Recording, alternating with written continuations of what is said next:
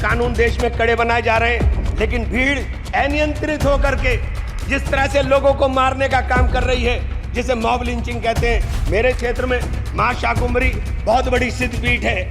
बाहर 10 साल से मानने और पिछले 10 साल से दिल्ली यमुनोत्री नेशनल हाईवे अधूरी स्थिति के अंदर पड़ा हुआ है। बार बार बड़ा शोर मचाया जाता है कि सब पूरा हो रहा है, लेकिन आज तक नहीं हुआ। और मुझे तो कहा था रघुकुल रीत सदा चली आई, प्राण जाए पर वचन न जाए। जिन लोगों ने मुझसे वचन देकर के जीत का वादा किया था, मान्यवर मेरी भी जिम्मेदारी है। माननीय सभापति महोदय, महामहिम राष्ट्रपति महोदय के अभिभाषण पर आपने मुझे बोलने की अनुमति दी, मैं आपका आभारी हूं। महामहिम ने अपने संबोधन में स्वास्थ्य जैसे महत्वपूर्ण विषय पर मात्र 10 सेकंड 15 सेकंड के अंदर अपनी बात समाप्त कर दी। मान्यवर, 55 करोड़ भारतीयों को आयुष्मान योजना में पात्रता दी। 25,000 जन औषधि केंद्र खोले जा रहे हैं और 10 वर्ष से ऊपर के नागरिकों को भी प्रधानमंत्री आरोग्य योजना में पात्र बनाने का निर्णय लिया गया। लेकिन मान्यवर, इसके साथ ही एक और बात जो बार बार कही जा रही है कि जिस परिवार के अंदर 6 यूनिट होंगी केवल उनका ही आयुष्मान कार्ड बनेगा।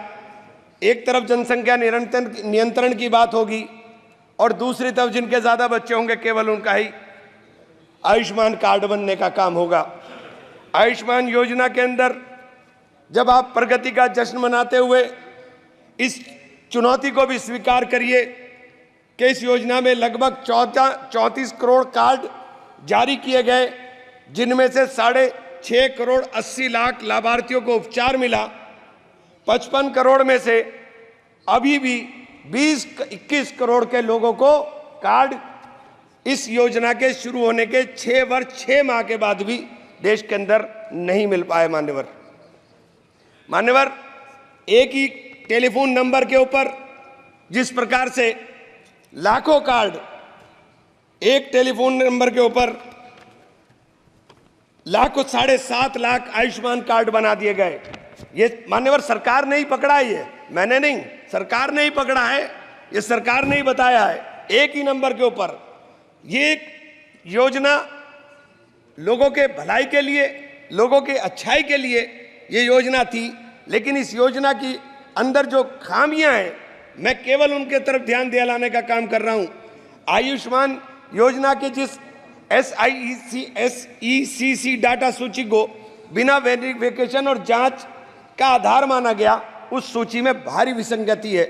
100 करोड़ रुपए की प्रॉपर्टी वालों के आयुष्मान बन गए, अल्पसंख्यकों के, दलितों के, आदिवासियों के और पिछड़ों के जो गरीब परिवार हैं उनके कार्ड नहीं बन पाए। मान्यवर, मैं ये बात आपसे कहना चाहता हूं।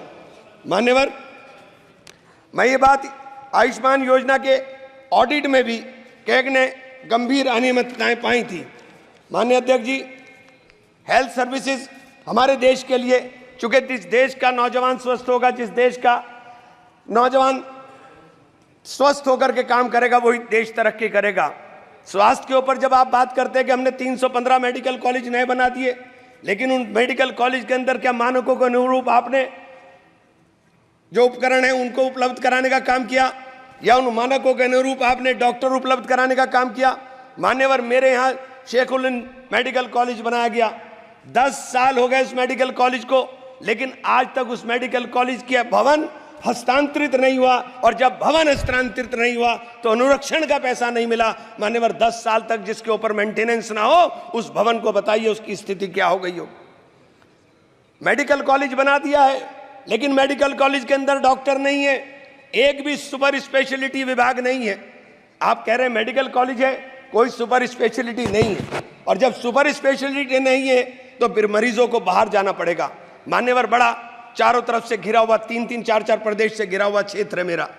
जब मेरे जैसे क्षेत्र जो समृद्ध क्षेत्रों के अंदर भी लगता है, वहां पर उस मेडिकल कॉलेज का, सरकारी मेडिकल राजकीय मेडिकल कॉलेज का ये हाल है, तो देश के अंदर क्या होगा? मान्यवर, इस तरफ ध्यान देने की जरूरत है। इसी प्रकार से आपने विश्वविद्यालय का है, विश्वविद्यालय मेरे मां शाकुंभरी विश्वविद्यालय खोला गया, 4 साल हो गए, लेकिन आज तक शैक्षणिक सत्र पूरा के तरीके से स्टार्ट नहीं हो पाया मान्यवर। पूरी बिल्डिंग आज तक नहीं बन पाई मान्यवर, पूरा पैसा नहीं मिल पाया। आपके केंद्रीय विश्वविद्यालयों में जिस प्रकार के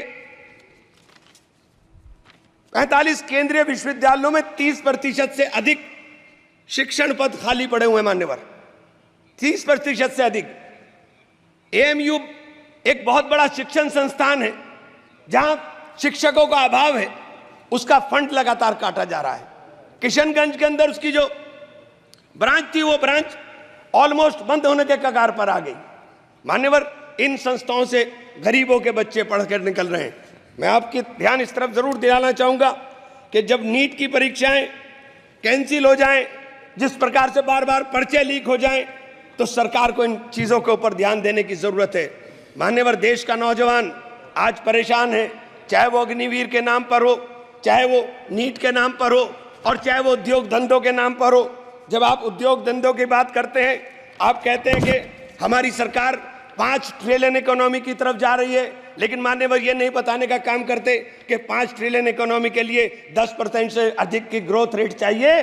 आपकी ग्रोथ रेट क्या है साथ मान्यवर, जब मैं आपका ध्यान इस रोजगार के एक गंभीर विषय की तरफ रखूंगा, राष्ट्रीय सांख्यिकी मंत्रालय एनएसओ द्वारा असंगठित क्षेत्र में उद्यमों के सालाना सर्वे में जो चौंकाने वाला तथ्य है, वो ये है मान्यवर के जुलाई 2015 से सितंबर 2023 के बीच भारत में लगभग 18 लाख फैक्ट्रियां बंद हुई हैं, जिसमें 54 लाख से अधिक लोगों की नौकरियां चली गईं।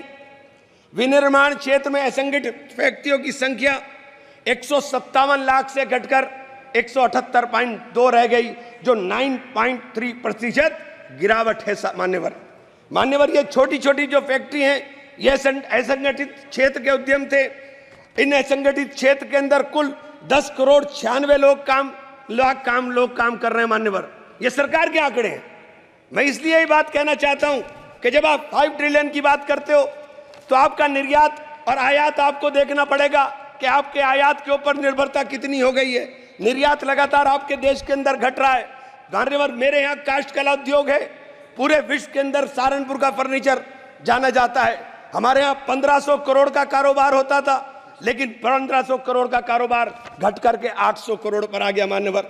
जब 800 करोड़ पर मेरे अकेले एक डिस्ट्रिक्ट के अंदर कारोबार आ रहा है मान्यवर, 650 जिले हैं इस देश के अंदर, 650 से जिलों से अंदर क्या स्थिति होगी। मेरे यहाँ दूसरा काम हौजरी का चल रहा था। हौजरी का भी पूरा का पूरा देश के अंदर हमारी यहाँ से सप्लाई होती है, लेकिन हौजरी के उद्योग के लिए हमारे यहाँ किसी प्रकार का कोई नहीं। अगर टेक्सटाइल पार्क मान्यवर, मेरी मेडन स्पीच है और आपसे अनुरोध है कि मुझे कम से कम 5 मिनट दे दे, कम से कम मान्यवर। टेक्सटाइल और गारमेंट पार्क हमारे यहाँ अगर बनाए जाएंगे तो इनमें 2.5 लाख लोग रोजगार के अंदर लगे हैं। इन लोगों को रोजगार मिलने का काम होगा। अगर इनको रोजगार मिलेगा मान्यवर, तो मैं ये कहना चाहता हूं, आप जो 5 ट्रिलियन का लक्ष्य लेकर चले हैं, जब तक नौजवान को रोजगार नहीं मिलेगा, जब तक आप उस लक्ष्य को प्राप्त नहीं कर सकते।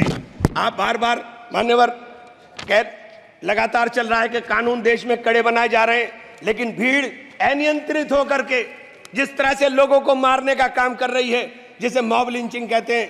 मेरे जनपद में, मेरे मंडल में 3 लोगों को छत्तीसगढ़ के अंदर मारा गया मान्यवर। उत्तर प्रदेश के अंदर, अलीगढ़ के अंदर इस प्रकार के भीड़ तंत्र ने एक व्यक्ति की हत्या की मान्यवर। आगरा के अंदर 2 लोगों ने आत्महत्या की, केवल पुलिस के उत्पीड़न से तंग आकर के मान्यवर। फिरोजाबाद के अंदर एक कैदी मारा गया, जो पुलिस सही सलामत उठा करके ले गई।